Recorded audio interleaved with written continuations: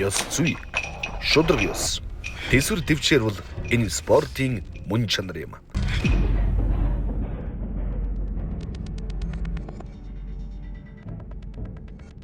Харин бид бүхний эх орны цагаагаар уур амьсгал, хоол хүнс, байгаль эрхийн хүн холбоотой төгс хосолдог үлээ.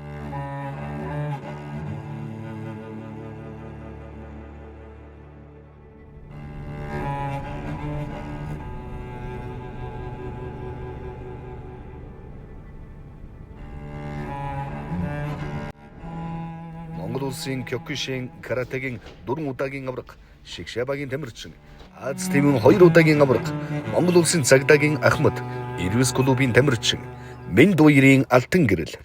2024 оны 11-р сарын 31-ээс 12-р сарын 1-ний өдрүүдэд болох All Japan Tournament олон улсын тэмцээнд эх орноо долоолон оролцуулна.